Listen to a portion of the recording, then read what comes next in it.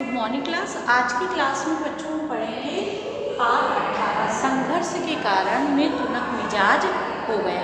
धनराज पिल्लई के ऊपर ये खिलाड़ी हैं। हॉकी के प्रसिद्ध खिलाड़ी धनराज पिल्लई जब 33 वर्ष के हो गए तो उनका एक साक्षात्कार विनीता पांडे ने लिया। इस साक्षात्कार का संपादित अंश इस पाठ में दिया गया है जो कि विनीता पांडे के द्वारा लिया गया है। तो ये पाठ एक कहानी नहीं है, ये एक साक्षात्कार है जो धनराज पिल्लई का लिया गया था। उनके अनुभव को शेयर किया गया था कि किस प्रकार से हॉकी में उनके अनुभव रहे। सबसे पहले हम इस पाठ के कुछ वर्ड मीनिंग लिखेंगे। साक्षात्कार क्या होता है? साक्षात्कार जिसे हम इंटरव्यू कहते हैं। आमने सामने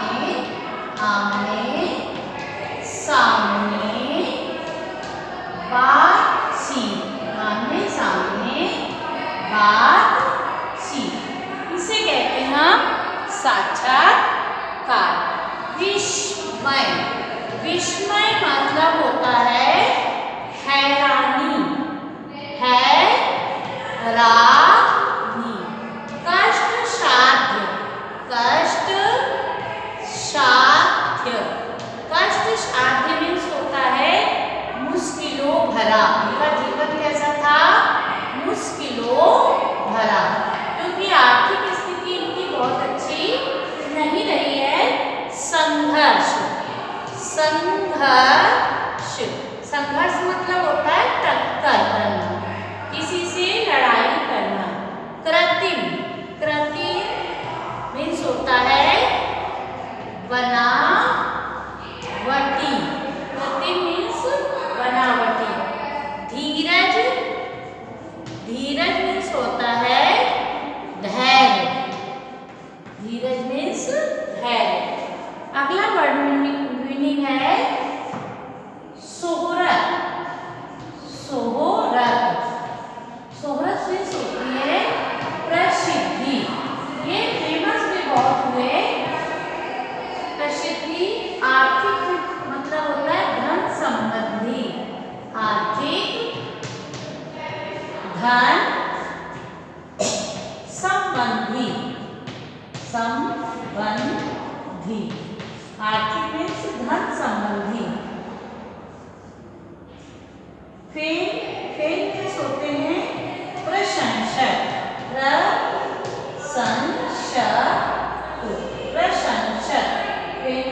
प्रशंसक। विनम्रता,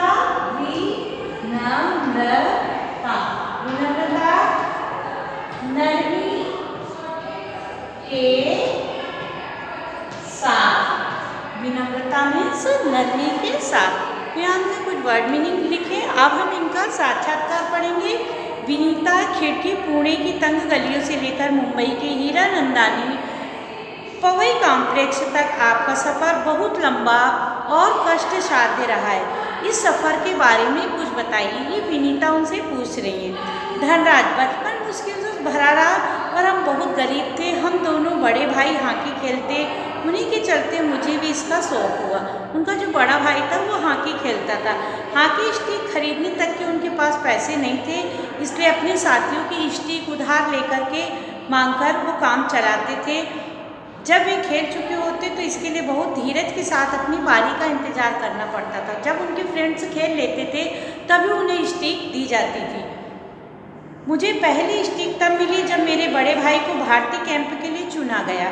उसने मुझे अपनी पुरानी स्टिक दे दी। वह नई तो नहीं थी, लेकिन मेरे लिए बहुत कीमती थी क्योंकि वह मेरी अपनी थी। मैंने अपनी जूनियर हॉकी सन 1885 में मणिपुर में खेली। तब मैं सिर्फ 16 साल का था। देखने में दुबला पतला, छोटे बच्चे जैसा चेहरा, अपनी दुबली पतली कदकाठी के बावजूद मेरा ऐसा दबदबा था कि कोई मुझे भिड़ने की कोशिश नहीं करता। मैं बहुत जुझारू था, मैदान में भी, मैदान से बाहर भी। 1986 में मुझे सीनियर टीम में डाला गया। 1986 में उस साल मैंने और मेरे बड़े भाई रमेश ने मुंबई लीग में बेहतरीन खेल खेला और खूब धूम मचाई। इसी के चलते मेरे अंदर एक उम्मीद जागी। मुझे ओलंपिक 1988 के लिए नेशनल कैंप से बुलावा जरूर आया पर नहीं गया। मेरा नाम 57 खिलाड़ियों की लिस्ट में नहीं था। बड़ी मायूसी थी, मगर 1 साल बाद ही ऑलविन एशिया कप के कैंप के लिए मुझे फिर से चुना गया। तब से लेकर आज तक मैंने पीछे मुड़ के नहीं देखा। विनीता, आपका विद्यार्थी जीवन कैसा रहा है? आपने स्कूल के दिनों से आपकी किस प्रकार की यादें जुड़ी हैं? अब देखिए, मैं पढ़ने में एकदम फिसिड्डी था, मतलब बेकार था, पुअर स्टूडेंट था।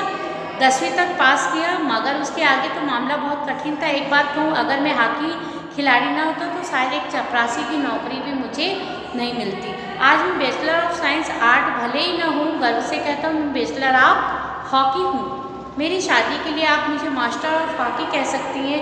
विनीता, आप इतने टुनुक मिजाज क्यों हैं? टुनुक मिजाज मतलब छोटी छोटी बातों पर चिढ़ जाना।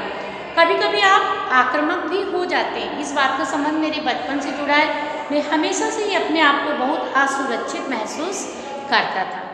मैंने अपनी माँ को देखा था कि उन्हें हमारे पालन पोषण में कितना संघर्ष करना पड़ा।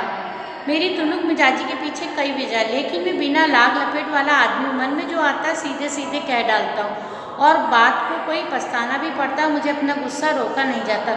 मुझे लोगों को भी मुझे उकसाने मजा आता। मुझे ज़िंदगी में हर छोटी बड़ी चीज़ के लिए जूझना पड़ा जिससे मैं चिड़चिड़ा हो गया। साथ ही साथ मैं बहुत भावुक इंसान भी हूँ। मैं किसी को तकलीफ़ में नहीं देख सकता। क्यों? मैं अपने दोस्तों परिवार की बहुत कद्र करता हूँ। मुझे अपनी गलतियों के लिए माफ़ी मांगने में कोई शर्म महसूस नहीं होती। विनीता, आपके परिवार की आपके लिए क्या अहमियत है? धनराज, सबसे अधिक प्रेरणा मुझे माँ से मिली। क्यों? उन्होंने हम सब भाई बहनों में अच्छे संस्कार डालने की कोशिश की।